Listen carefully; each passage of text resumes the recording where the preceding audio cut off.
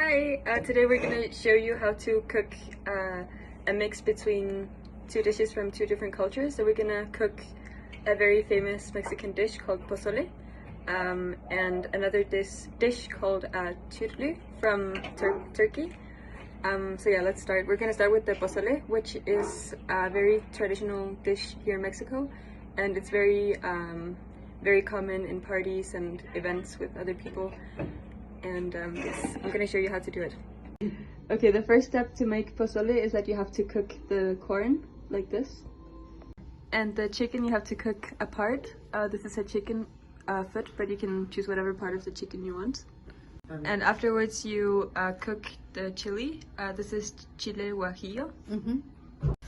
And when the chili is cooked, you have to mold it and add it to the pozole. And then you let it cook with the corn and the chicken for like an hour, and then it's ready. Okay, and when the pozole is done, you can serve it with lettuce.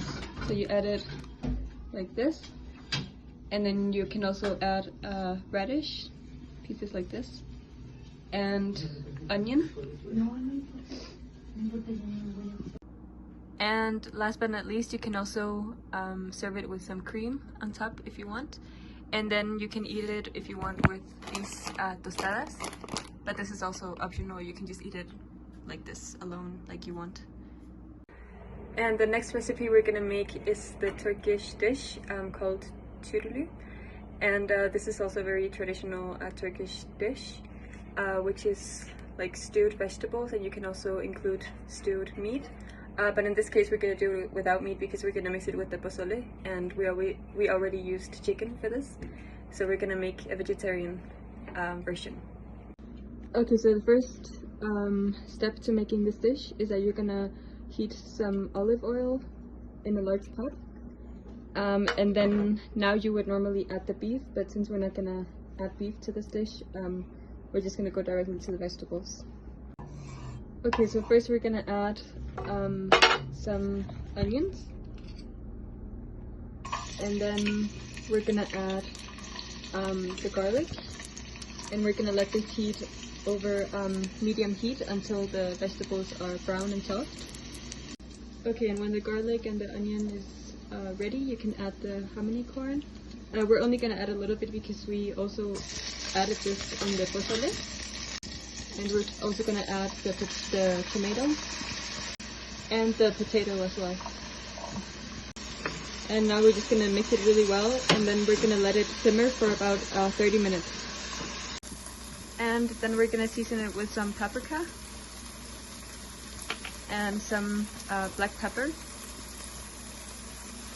and salt.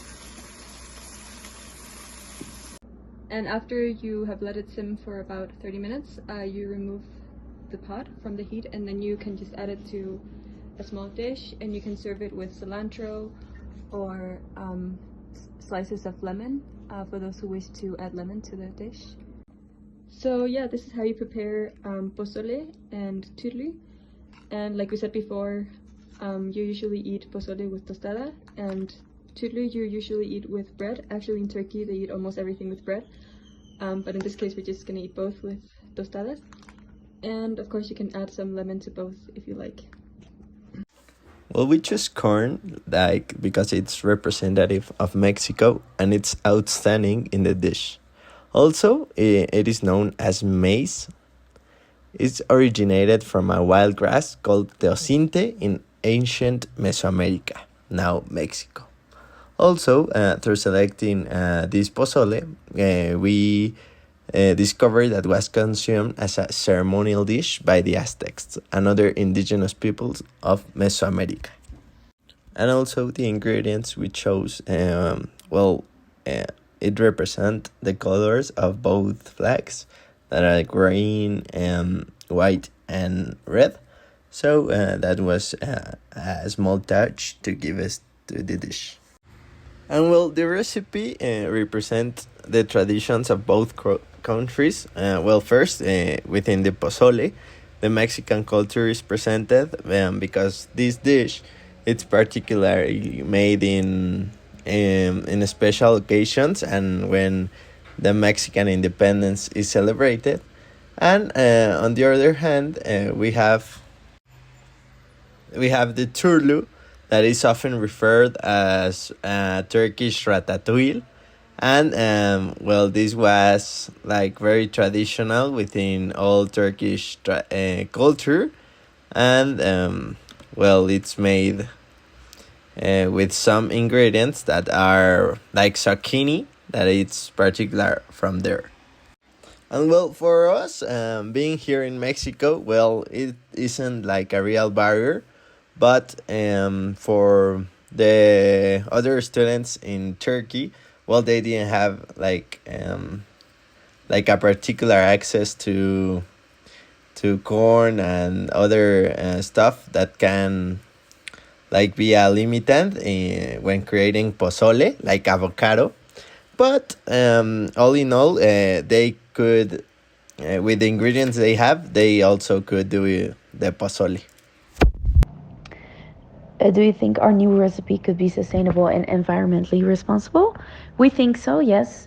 As long as we make sure that the produce that we use is organic and locally produced, this has a very good influence on sustainability. So we think so, yes. And also, maybe our meat in our recipe can be swapped out by plant based products from time to time. This also has a very good impact on sustainability. Why have traditional ingredients or recipes faded into into obscurity? Well, we think, first of all, because food preferences of people are changing constantly.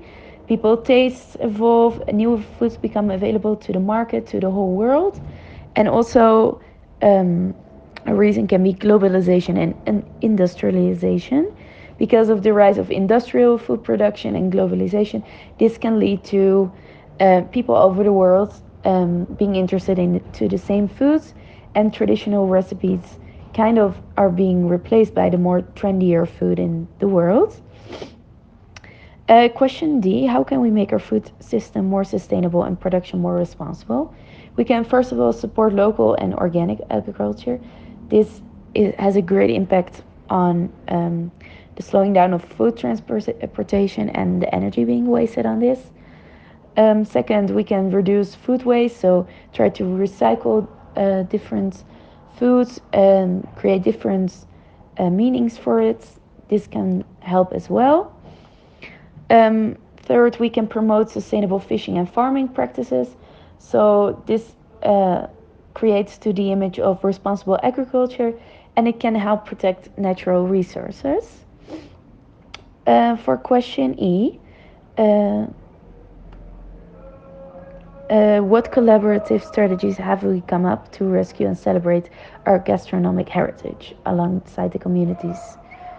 Well, we think that it's super cool if we could create a cultural exchange program where people are brought together from different cultures to share traditional recipes or cooking techniques or other culinary traditions. This can really increase the appreciation and understanding of the gastronomic heritage. Furthermore, we could also introduce community cooking workshops where workshops are being hosted where members can learn how to prepare the traditional dishes from, for example, local elders or cultural experts. Yeah,